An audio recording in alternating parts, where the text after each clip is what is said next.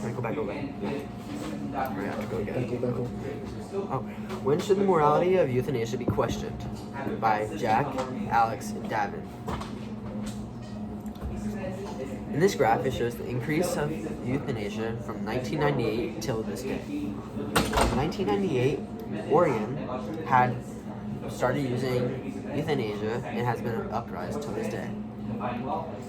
In Netherlands, 2001 to 2002, they started using euthanasia, and they had a 4.38% of assisted death in their state. Washington did not start using euthanasia until 2008 or 2009, and this may be because it was not illegal before. This is why it's not legalized. Should not cause unnecessary harm.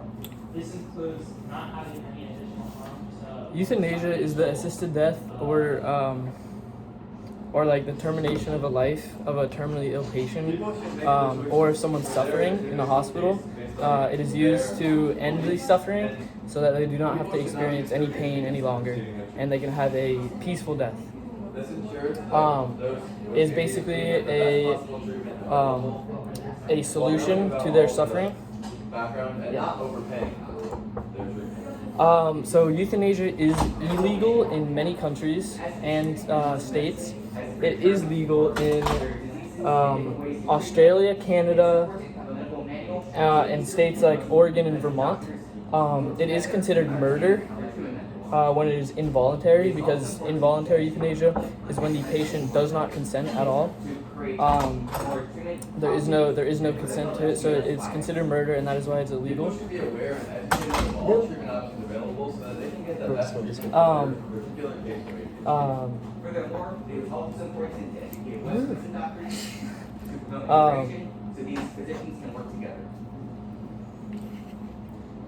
Some pros of euthanasia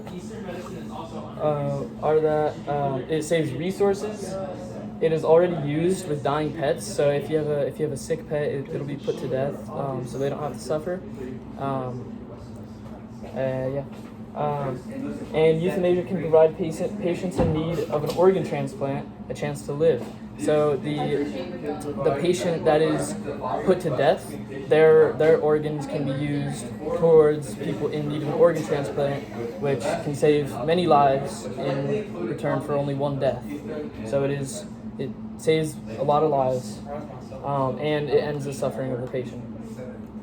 Some cons of euthanasia.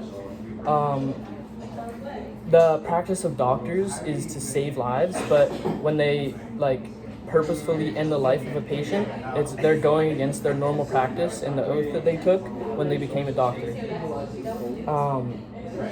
Another con is that it is considered murder, and in most religions, it is very looked down upon. Most religions are highly against it, and it's just not seen as a good thing in religion. Also, patients may be guilted into consenting for euthanasia because they feel that they are burdened on their family, because their family has to pay for all their medical bills. So they feel that it would be better for the family if they died, and they don't really want to, but that's just, they feel like they should. So it's better for their family members. And also, they feel like it would save resources, like they're taking up too many resources by being treated instead of just using euthanasia. So that is a bad thing. A question that many ethicists ask is that, is killing worse than letting them die? So basically, is putting in euthanasia, practicing euthanasia, worse than letting the patient die naturally? So morality says that killing a person is always worse than letting a person die. But then there's also a case if you knew your neighbor would have died, but you could save him and you didn't, is that moral or not? But another thing is that ending the patient's life and letting them die, they both end in the same result of the patient dying. So is there really a difference? But when they are put to death, they do not have to suffer any longer. But then if you let them die, they still have to go continue with that suffering, and they still end up that dead. So there's no real benefits of letting them die. And then a main thing is that murder versus torture. Torture is you suffer during torture, but in war, murder is legal, but torture is a war crime, which means it is against the law even during times of war.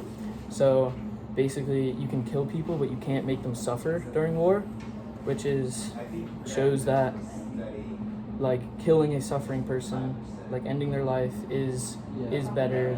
People do see it as better than just letting them die naturally and having them have to suffer.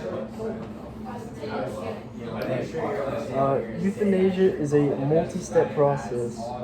It is the same process as the one used during the death penalty, which is used a lot. So the first step is the sedative is given to the person, which and this can be in any order except the last one. And what this does is it puts the person to sleep and puts them in a paralysis that they cannot get out of. And then the second one is a painkiller is given. That prevents the person feeling any pain, and it relaxes their muscles a lot on top of the sedative. And then the euthanasia injection, which is put into the heart, it stops it. So the moral nature of euthanasia is a matter of debate that is debated on by both scientists and people. According to some people's moral principles, it is good to let people die to end suffering, but from another perspective, it can be said that it devalues a person's life by not letting it follow its natural course. Utilization, which focuses on maximizing happiness and minimizing suffering. This idea is supported because you could end someone's life while reducing overall suffering, and it doesn't harm society whatsoever.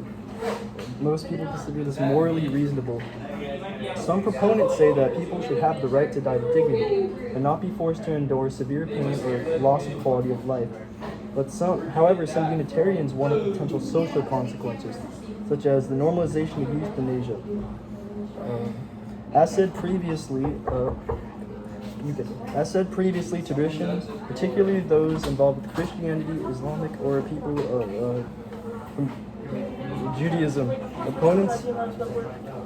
opposition to death relies on the belief that life is sacred and comes from a higher power.